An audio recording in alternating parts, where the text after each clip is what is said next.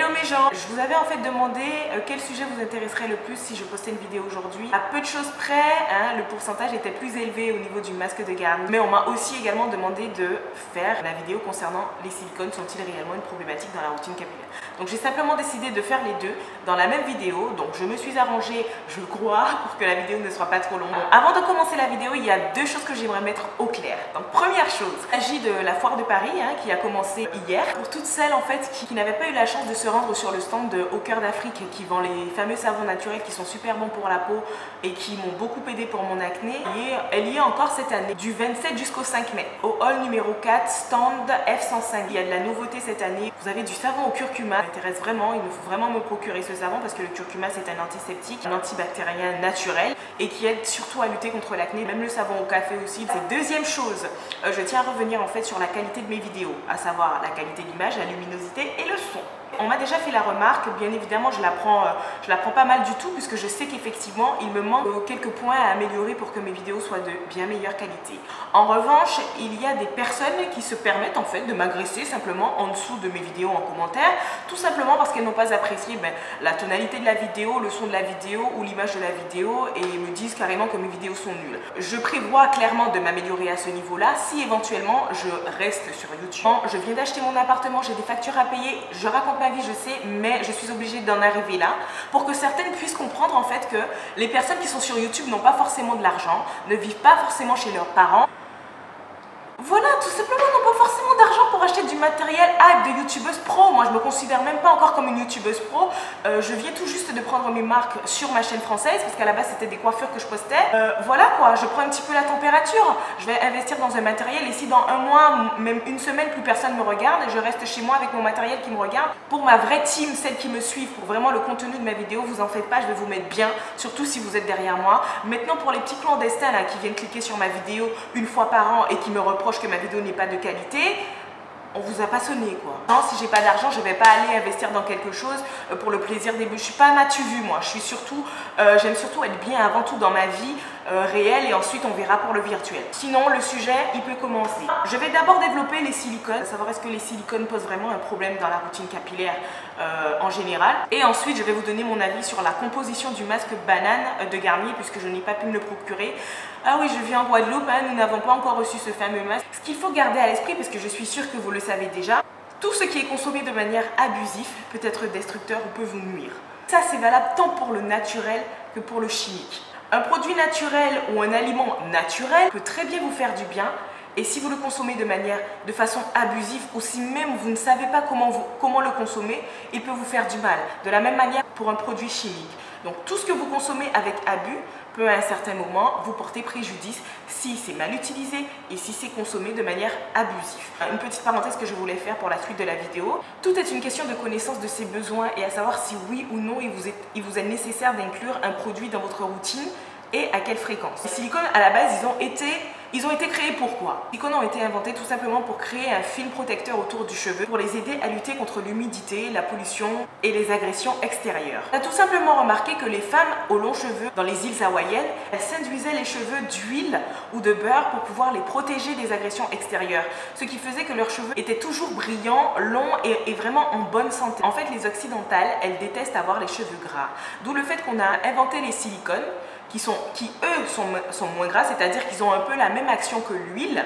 Ils ont cette barrière de protection qu'a un petit peu l'huile et le beurre, mais en moins gras. D'où le fait que vous pourrez retrouver dans les produits cosmétiques beaucoup de silicone, surtout quand ils sont destinés aux cheveux caucasiens. Jusque-là, tout va bien, puisque le silicone, son but concret est de créer une barrière protectrice, d'apporter de la brillance, d'éviter les frisottis, etc. Sauf que le fameux film que laisse le silicone, il a tendance à rester, il a tendance à être occlusif par rapport à sa barrière, à la barrière protectrice qu'il laisse sur le cheveu, et du coup, tous les produits, tous les nutriments que vous allez apporter par la suite sur vos cheveux ne vont pas pénétrer votre fibre capillaire parce qu'il y a une barrière qui les empêche de passer. Tous les soins et autres que vous apportez à vos cheveux vont rester assis à la surface du cheveu et vont vous alourdir les cheveux et sur le long terme, si c'est utilisé de façon abusive de cette façon, si on procède de la même manière, eh bien, ça alourdit le cheveu.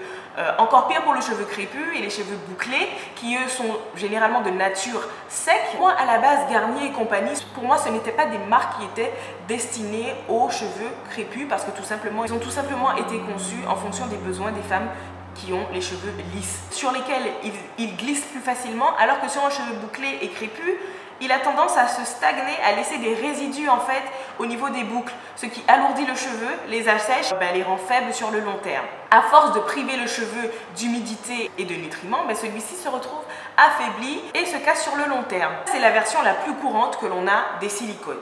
Maintenant, il y a une version que l'on ne dit pas spécialement souvent parce que les silicones sont vraiment devenus la bête noire en cosmétique, parce qu'il y a plusieurs sujets sur lesquels ils ont fait polémique. Pour pouvoir les créer, ils sont très polluants pour la planète, et deuxièmement parce qu'effectivement il y a eu beaucoup de bruit par rapport au fait qu'il était difficile de s'en débarrasser et qu'ils avaient tendance à assécher les cheveux. Donc pour clôturer le dossier, tout le monde s'est dit les silicones, on n'utilise plus les silicones. Maintenant, la version la moins courante, mais qui n'est pas fausse non plus, est qu'il existe différents types de silicones. Vous avez des silicones qui sont solubles dans l'eau et qui ne le sont pas. Des silicones solubles dans l'eau, ce sont tout simplement des silicones qui peuvent s'enlever tout simplement avec un peu d'eau. Les silicones qui ne sont pas solubles dans l'eau maintenant sont des silicones qui, eux, sont difficiles à enlever. Et pour les enlever, vous avez besoin d'un shampoing clarifiant, donc avec un tensioactif comme le laureth sulfate, ou encore faire une espèce de shampoing détox avec du bicarbonate de soude et du vinaigre du cidre. Vous avez même aussi un troisième type de silicone qui sont les silicones qui s'évaporent. C'est des silicones qui ne restent carrément pas, c'est-à-dire que vous allez les appliquer et puis dans 2-3 jours, ils se seront évaporés sans même avoir à les rincer. Vous avez 3 catégories de silicone. Il existe beaucoup de silicones, donc je ne vais pas tous les énumérer dans cette vidéo. À noter que je vais vous mettre en barre d'infos mes sources d'informations. Vous avez des sources scientifiques, des études et même des blogs, mais assez pro. Donc je vais vous mettre toutes ces informations en barre d'infos que vous puissiez aller vérifier vous-même. Faire votre propre recherche aussi, parce que moi je kiffe ça, passer des heures et des heures à faire des recherches sur un sujet qui m'intéresse vraiment. Le diméthicone et le cyclométhicone font partie des silicones qui, eux, sont solubles dans l'eau et qui s'enlèvent facilement. Maintenant, les silicones qui sont difficilement lavables, on va dire, c'est le diméthicone, attention, différent du diméthicone cyclométhicone, et l'amodiméthicone, tout ce qui est aminé, extermine par cone. Je vous mets de toute façon la liste en barre d'infos. Donc je vais surtout parler des cheveux crépus et des cheveux frisés. Pour un cheveu crépus et un cheveu frisé, il est conseillé de préférence, parce que c'est vrai que pour les filles qui aiment bien avoir de belles boucles bien brillantes, ou pour même les filles aux cheveux crépus qui adorent avoir la brillance et qui aiment bien ce côté-là des silicones, il est préférable que vous choisissiez des silicones qui, eux, sont facilement solubles dans l'eau, voire même qui s'évaporent, et qui surtout se trouvent en bas de la liste des ingrédients. Parce que je pense que vous savez que tous les ingrédients qui se trouvent en début de liste, ce sont ceux qui ont une teneur majoritaire, on va dire, dans le produit. Et donc, il est préférable d'opter pour des produits contenant du silicone soluble dans l'eau, se trouvant en bas de liste. Comme ça, vous pourrez profiter des bénéfices du silicone au niveau shiny, pour sa barrière de protection. La barrière de protection, elle est quand même importante. Maintenant, on peut l'avoir aussi avec de l'huile. Ça en revient au point que j'énonçais tout à l'heure, à savoir qu'il vous faut tout simplement savoir ce que vos cheveux ont besoin. Si vous connaissez votre type de cheveux et si vous savez que vos cheveux supportent tel ou tel type de silicone, vous savez que vous avez le feu vert pour ce produit-là, parce que tout simplement c'est un silicone qui n'est pas très fort, ou un silicone qui est fort peut-être, mais que vos cheveux arrivent à supporter. Donc oui, on peut inclure des produits à base de silicone dans votre routine capillaire. Pour ma part, je trouve assez intéressant les silicones quand par exemple je vais me faire un lissage ou quand je vais me faire un brushing. Je sais que le film que va laisser le produit contenant du silicone va éventuellement me protéger de la chaleur. C'est pour ça que parfois, les protecteurs de chaleur, vous pouvez avoir un certain type de silicone dedans qui va empêcher la chaleur de pénétrer votre fibre capillaire. Maintenant, pour en revenir à si les silicones peuvent être problématiques ou pas, ils peuvent être problématiques si tout simplement vous choisissez mal votre produit, pouvoir vous apporter ce côté brillant, définir vos boucles, tout en choisissant un produit avec un silicone qui ne reste pas, ne stagne pas et ne fait pas de résidus sur votre cheveu. Pourquoi pas? Maintenant, tout est une question, encore une fois, de fréquence et de votre manière d'utiliser votre produit. Il faut être encore stratégique. Ce que je peux vous recommander, en outre, c'est de faire attention surtout aux composants de votre produit. Je regarde la liste des ingrédients, je ne regarde pas les promesses ou le greenwashing des marques. Les ingrédients, les gars. Les ingrédients, c'est plus petit certes, mais c'est plus petit pourquoi? Les gens, ils vont pas se faire chier, tout simplement, c'est psychologique. Ils vont pas se faire chier à aller lire des trucs en petits caractères alors qu'ils ont des belles phrases en gros caractères. Pour ma conclusion au niveau des silicones, tant que vous savez quel type de silicone vous va le mieux et quel produit vous va le mieux, il n'y a pas mort d'homme, quoi. Je n'ai pas d'avis sur l'efficacité du masque en lui-même, c'est-à-dire le résultat sur mes cheveux, parce que malheureusement le produit n'est pas encore arrivé en Guadeloupe. Mais par contre, j'ai un avis sur la composition du produit. Il contient de l'eau, de l'eau purifiée, du cétylalcool d'origine végétale, donc ça va. Le cétéaryl, l'alcool, c'est un émulsifiant. La glycérine, pareil, donc ça va. L'isopropyl myristate.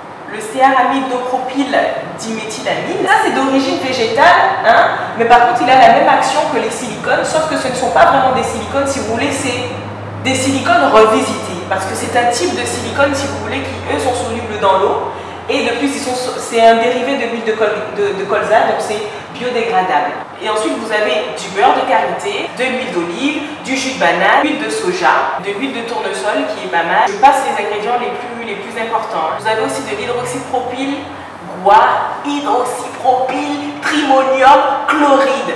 Oh, putain, le nom de ce truc. Là aussi, on va dire, c'est un silicone revisité, hein, qui a un peu la même action que le silicone, à savoir laisser un film protecteur sur la fibre capillaire, mais qui lui aussi est soluble dans l'eau et qui est biodégradable. De l'huile d'avocat, vous avez de la betterave fermentée, des extraits de raisin dedans, du caramel, du blé, de l'acide salicylique, et des parfums, des petits parfums pour ajouter une belle petite odeur au produit. Ils ont fait effectivement un effort par rapport au silicone et par rapport à leurs composants, c'est-à-dire qu'on ne trouve plus de parabènes, on ne trouve plus de mineral oil, vous avez des dérivés de silicone mais qui sont solubles dans l'eau, donc on peut constater qu'effectivement ils ont fait une certaine progression.